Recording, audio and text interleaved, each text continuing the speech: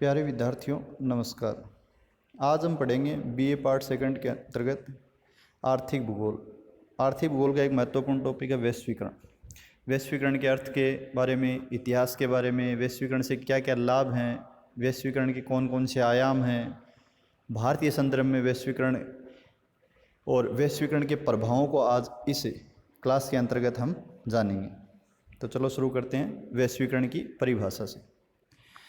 तो वैश्वीकरण है वो एक तरह से मुक्त बाजार पूंजीवाद का ही पर्याय है, या हम कह सकते हैं कि जो वैश्वीकरण है या भूमंडलीकरण है या ग्लोबलाइजेशन है वो एक रूपता एवं समरूपता की वह प्रक्रिया है जिसमें संपूर्ण विश्व सिमट करके एक हो जाता है।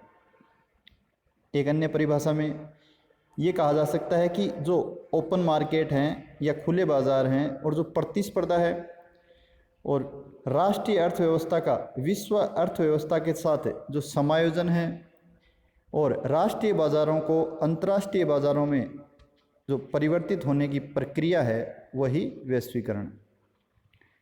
दूसरे शब्दों में ये कहा जा सकता है कि जो राष्ट्रीय अर्थव्यवस्था है उसका वैश्विक अर्थव्यवस्था के साथ एकीकृत हो जाना या एकीकरण की प्रक्रिया ही वैश्वीकरण है। वैश्वीकरण के बारे में जो मानव विकास रिपोर्ट थी 2000 में प्रकाशित हुई थी उसमें वैश्वीकरण की 4 विशेषताओं को बताया गया था। एक तो जो नए बाजार हैं यानी न्यू मार्केट्स जो 24 घंटे काम करते रहते हैं वैश्विक स्तर पर। इसके अलावा नए उपकरण जिनमें कंप्यूटर, सेलुलर फ़ोन, मीडिया ये आ जाते हैं। तीसरा जो प्रमुख विशेषता थी इसकी वो थे न्यू एक्टर्स, जिसके अंतर्गत WTO है, जो इंटरनेशनल NGO हैं वो शामिल किए गए। और जो चौथी विशेषता थी वैश्वीकरण की इस रिपोर्ट के अंतर्गत जो बताई गई थी उसके अंतर्गत थी नए नियम। तो जो वैश्विक बाजार हैं, वैश्विक तकनीकी तंत्र है, वैश्विक विचार हैं और जो वैश्विक सुदृढ़ता है वो वैश्विक स्तर पर लोगों को लाभान्वित करेंगे, उनको समृद्धि देंगे। यही वैश्वीकरण की मूल भावना है। वैश्वीकरण के अगर इतिहास की बात करें तो वैश्वीकरण की प्रक्रिया है वो काफ़ी पुरानी है। जैसे कि अभी हमने परिभाषा के अंतर्गत देखा कि वैश्वीकरण के अंतर्गत जो विचार हैं, पूंजी है, श्रम है, उसका अंतर्राष्ट्रीय स्तर पर निर्बाध जो प्रवाह है वही वैश्वीकरण है। तो जो हमारी सिंधु घाटी सभ्यता थी उसी से वैश्वीकरण की प्रक्रिया चली आ रही है। तो काफ़ी पुरानी प्रक्रिया है। उस समय सिंधु घाटी सभ्यता का मेसोपोटामिया की सभ्यता के साथ, ओमान की सभ्यता के साथ व्यापार होता था, वैचारिक प्रवाह होता था, श्रम का प्रवाह होता था, तो वो भी वैश्वीकरण के अंतर्गत ही आता है। अब वर्तमान संदर्भ में इसके जो दायरे हैं वो परिवर्तित हो गए हैं और वर्तमान परिस्थितियों में वैश्वीकरण है वो जितने भी राष्ट्र हैं उनके मध्य पूंजीगत प्रवाह, वैचारिक प्रवाह है, तकनीकी या प्रौद्योगिकी प्रवाह, श्रम के प्रवाह के अंतर्गत परिभाषित किया जाता है। अब वैश्वीकरण के लाभ की चर्चा करते हैं। वैश्वीकरण के लाभ की अगर बात करें तो पहला लाभ है निवेश की सुविधा।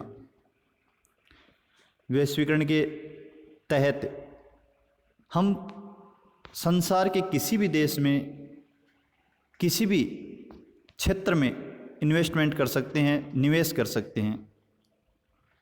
दूसरा जो इसका लाभ है, जो पूंजी का प्रवाह है वो वैश्वीकरण की प्रक्रिया के कारण से बढ़ा है। तीसरा लाभ है इससे बाजार बढ़े हैं, बाजारों की संख्या में वृद्धि हुई है, जिससे जो कीमतें हैं वस्तुओं की उनमें कमी आई है, कीमतों में कमी आई है। चौथा फायदा है जो वैश्वीकरण का वो है उत्पादन में वृद्धि। वैश्वीकरण के फलस्वरूप उत्पादन में भी वृद्धि हुई है, क्योंकि प्रतिस्पर्धा बढ़ी है। फिर है वैश्वीकरण के कारण से किसी क्षेत्र विशेष या देश विशेष प्रादेशिक समस्या है वो विश्वव्यापी हो जाती है, अंतर्राष्ट्रीय स्वरूप धारण कर लेती है। जैसे आपने देखा होगा मध्य पूर्व में या अरब देशों में जो लोकतंत्र की बयार आई थी, जिसे अरब स्प्रिंग का नाम दिया गया था, उसको वैश्विक स्तर पर काफ़ी समर्थन मिला था कि इन देशों में भी लोकतंत्र की स्थापना होनी चाहिए। तो किसी क्षेत्र विशेष की समस्या है वो विश्वव्यापी हो जाती है। इसके अलावा तकनीकी है, उसका तीव्र विकास भी वैश्वीकरण की प्रक्रिया के फलस्वरूप हमें देखने को मिलता है। अब वैश्वीकरण के लाभ देखे हमने। अब वैश्वीकरण के आयाम। वैश्वीकरण के 3 प्रमुख आयाम, राजनीतिक आयाम, सामाजिक सांस्कृतिक आयाम और आर्थिक आयाम। अगर बात करें हम राजनीतिक आयाम की, तो राजनीतिक आयाम के अंतर्गत हम देखते हैं कि वैश्वीकरण की प्रक्रिया के फलस्वरूप जो राज्य हैं उनकी शक्ति में कमी आई है, लेकिन जो लोकतंत्र जैसे विषय हैं, मानवाधिकार जैसे विषय हैं, सुशासन जैसे विषय हैं, उनमें राज्य को भी लाभ हुआ है और राज्य के नागरिकों को भी लाभ हुआ है। लेकिन साथ ही साथ जो WTO है, अंतर्राष्ट्रीय मुद्रा कोष है, वर्ल्ड बैंक है, वो विभिन्न देशों की जो नीतियां हैं उनमें भी दखल करते हैं, चाहे वो कृषि नीतियां हों या अन्य जो महत्वपूर्ण अंतर्राष्ट्रीय व्यापार से जुड़े हुए पक्ष हों, उनमें भी इनकी दखल अंदाजी बढ़ जाती है। बात करें हम आर्थिक आयाम की, तो आर्थिक आयाम के अंतर्गत हम देखते हैं कि जो प्रत्यक्ष विदेशी निवेश है, FDI है, फॉरेन डायरेक्ट इन्वेस्टमेंट है, उसमें वृद्धि हुई है।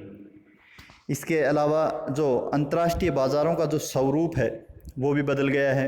अब आप घर बैठे किसी भी सामान का ऑनलाइन ऑर्डर कर सकते हैं, वो आपके घर पे पहुंच जाएगी वो सामान। और ये जो सर्विस प्रोवाइडर कंपनियां हैं उनमें अमेज़ॉन, फ्लिपकार्ट, इनका नाम उल्लेखनीय है। इसके अलावा पूंजीगत प्रवाह बढ़ा है। एक देश है वो दूसरे देश के आर्थिक सहयोग के क्षेत्र में प्रमुख भागीदार के रूप में उभर करके सामने आया है। जैसे जापान है, वो भारत में बुलेट ट्रेन है, उसको उस प्रोजेक्ट को आगे बढ़ा रहा है। तो इस प्रकार से वैश्विक स्तर पर आर्थिक सहयोग विभिन्न देशों के मध्य बढ़ा है वैश्वीकरण की प्रक्रिया के फलस्वरूप।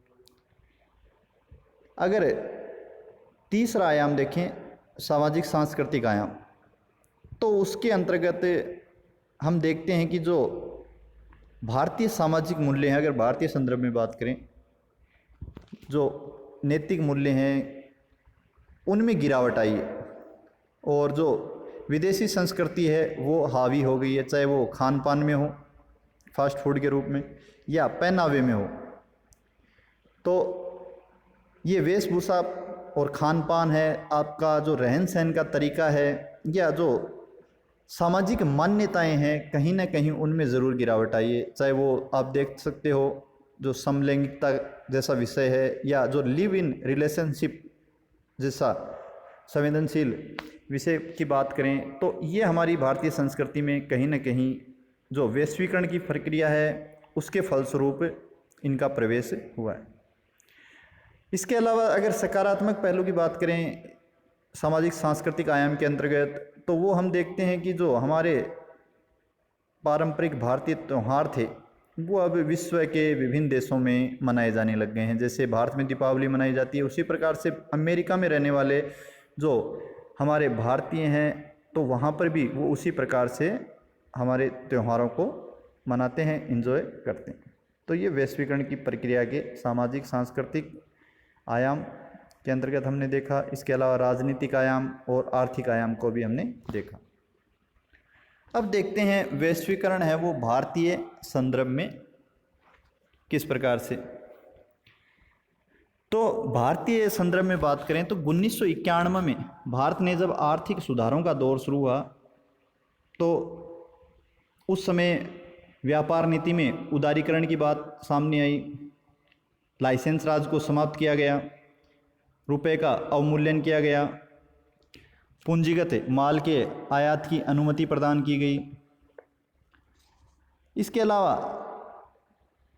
अन्य जो कच्ची सामग्रियाँ हैं और अन्य जो पूंजीगत माल है उसके आयात के लिए भी जो उपयोगकर्ता थे उनके लिए अनेक महत्वपूर्ण शर्तों को हटा दिया गया। आयात निर्यात नीति की घोषणा की गई। उदारीकृत विनिमय दर प्रणाली सामने आई। इसके अलावा वैश्विक बाजार की धारणा को बल मिला। तो ये भारतीय संदर्भ में हमने वैश्वीकरण को देखा। वैश्वीकरण के अगर प्रभावों की बात करें तो इसके सकारात्मक प्रभाव भी हैं और नकारात्मक प्रभाव भी हैं। अगर सकारात्मक प्रभावों को देखें तो उच्च तकनीकी का प्रयोग होने लग गया है। बहुराष्ट्रीय कंपनियों ने उच्च तकनीकी का प्रयोग करके जो हमारा औद्योगिक उत्पादन है उसमें उल्लेखनीय वृद्धि की है। हम भारतीय संदर्भ में देख रहे हैं जो सकारात्मक प्रभाव हैं उनको। इसके अलावा इन कंपनियों ने न सिर्फ उपभोक्ता वस्तुओं का निर्माण किया है बल्कि आधारभूत परियोजनाओं में भी पूंजी निवेश किया है, जिससे देश के जो ढांचागत विकास है या औद्योगिक वातावरण है उसमें बहुत ही महत्वपूर्ण मदद मिली है और वस्तुओं की गुणवत्ता में भी सुधार आया है। दूसरा, अगर सकारात्मक प्रभाव देखें तो वो विदेशी मुद्रा कोष में वृद्धि हुई है। तीसरा सकारात्मक प्रभाव निर्यात में वृद्धि हुई है। चौथा, प्रत्यक्ष विदेशी विनियोग में वृद्धि हुई है। और पांचवा प्रभाव देखें तो वह है स्थिर और मजबूत विनिमय दर, जिसके कारण से भारतीय अर्थव्यवस्था पर विदेशी निवेशकों का विश्वास बढ़ा है।